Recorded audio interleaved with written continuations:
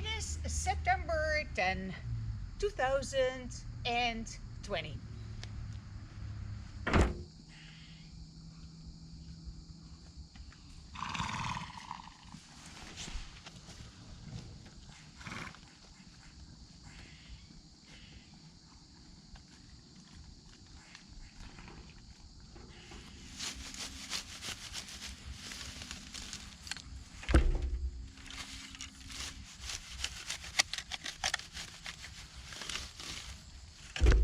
This lovely meadow didn't look like this when we found it last year around this time.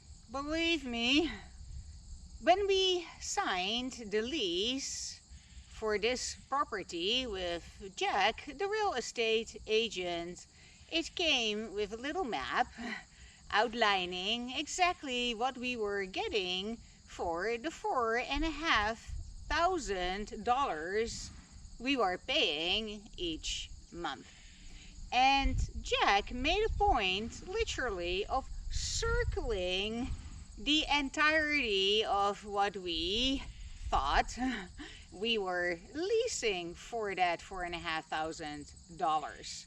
And that was from this fence line, behind which is the conservation area, to the gate and the fence line separating this property with the main operation of Paradise Farms.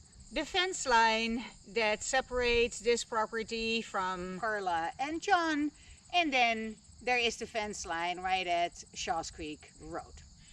This was outlined by Jack on a little map that came with the lease. So this large paddock that I immediately recognized as the perfect place to pasture my horses. Look at this is already a truck with the automatic waterer, something that was absolutely essential to me. Maybe not the main reason why I signed the lease, but it definitely was one of the unique selling points that made me sign the lease, because I had been accustomed to automatic waterers.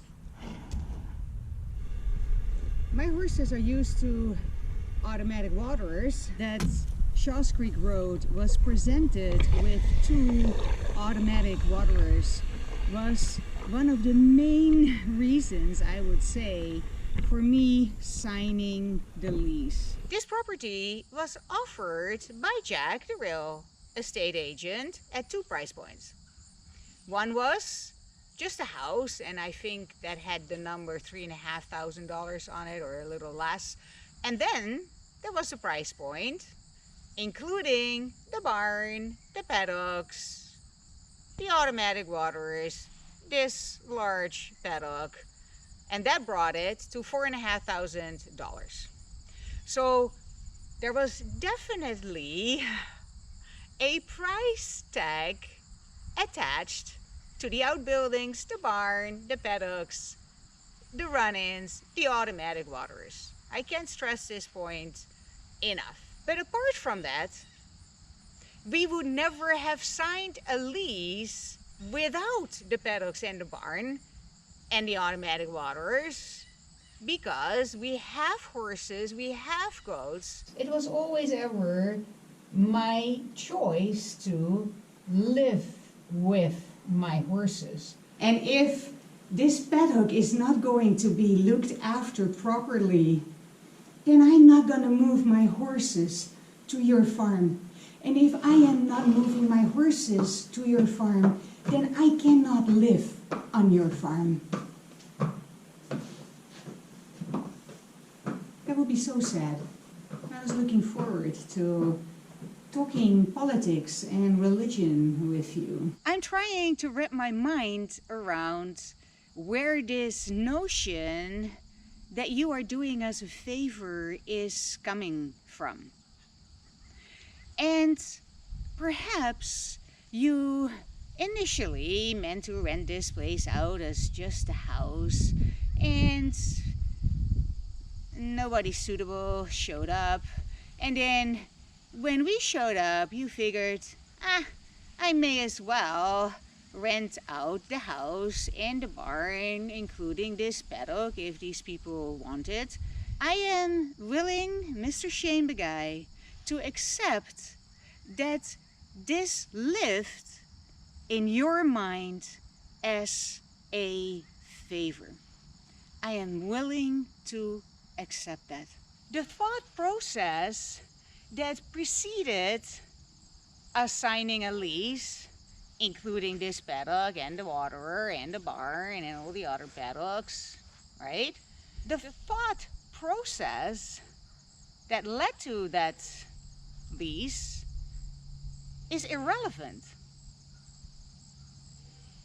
Even if it lived for you as a favor, what is relevant is that we signed a lease including this paddock and the automatic waterer and the barn and the other paddocks.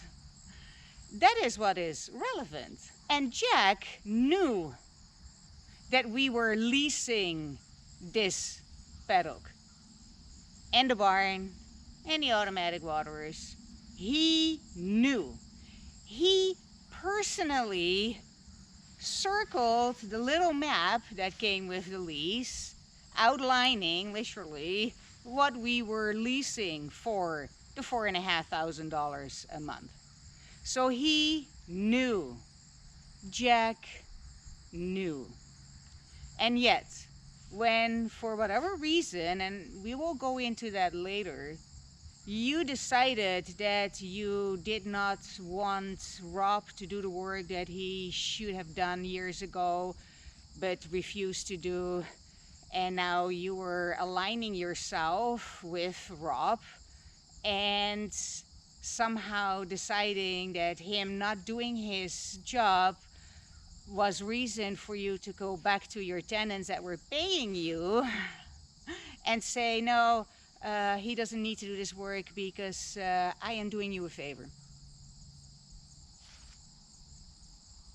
And then when we said to Jack, it's not a favor, Jack Comes back to us and say, well, Shane the guy has it that it is a favor that he is doing you, and he's no longer willing to do this favor to you. So therefore, sorry, I can't do anything for you. Bye, you're on your own. After he already hadn't responded to an email for like 4 days. So Jack did Jack all.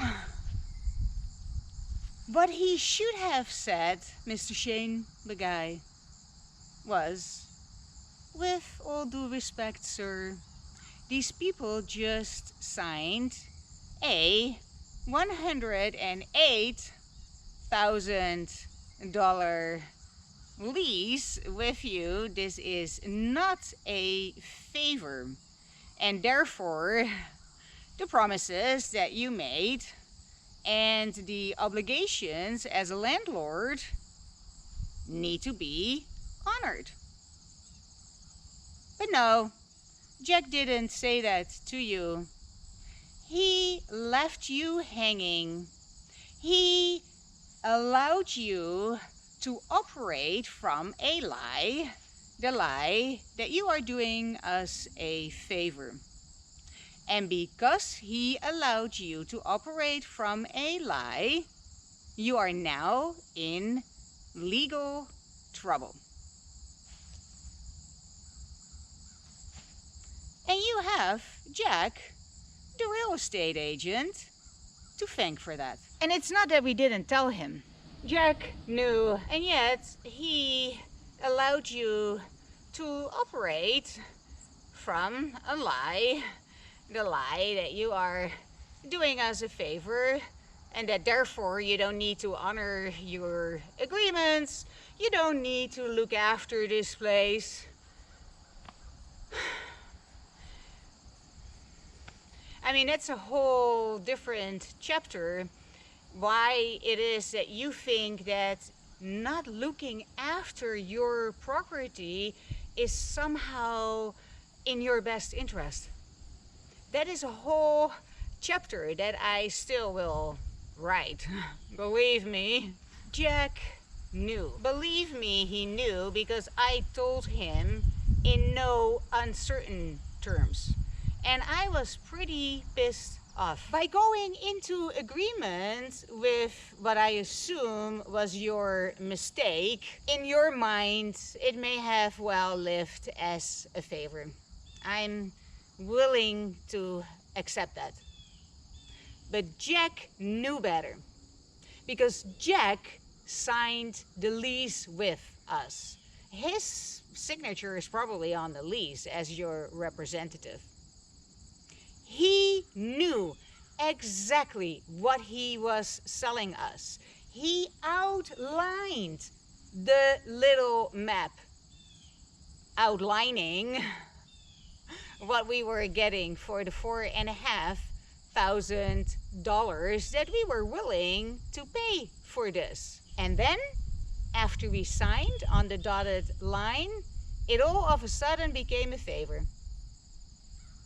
Really. And he is maintaining this lie up to today, or at least yesterday. Maybe he changed his mind.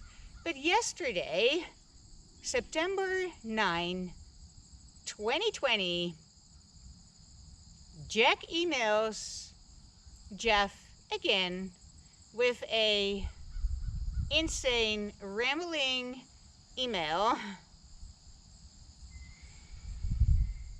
repeating that same lie. Shane Begay is doing you a favor. I think I have made myself pretty clear how I feel about lies. I also think that I made myself pretty clear that I have no interest in going into agreement with lies. When I go into agreement with a lie, I abandon the truth. When I abandon the truth, I abandon Christ, who is amongst the way and the light, also the truth. And because of the spiritual distress that I was feeling, I prayed and asked for guidance. And the guidance that came was, well, don't pay any rent then, because that will bring you into alignment with living here is a favor. I thought it was brilliant, pretty clever, but I mean, what do you expect from Christ if not being clever?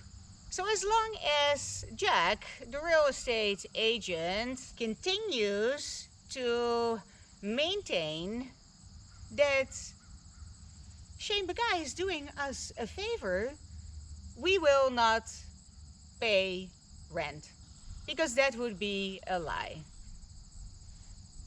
That would make this a business agreement, a lease. That would be a transaction. Money for a whatever service, the rights to this property, right? That's not a favor, that's a business transaction.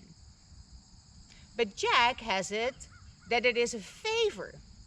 And if it is a favor, then it makes no sense to pay rent. Sorry, not sorry. You can't have your cake and eat it. You can't forego your responsibilities as a landlord because you claim to do us a favor, and at the same time claim the balance of our lease because we are in breach of contract. Is Mr. Shane Begay doing us a favor like Jack, the real estate agent, has it? Or are we in breach of contract like the lawyer of Mr. Shane Begay has it? Because it can't be both. Guys, take your pick. Just make up your mind and then come back to us. And we'll work something out. How's that?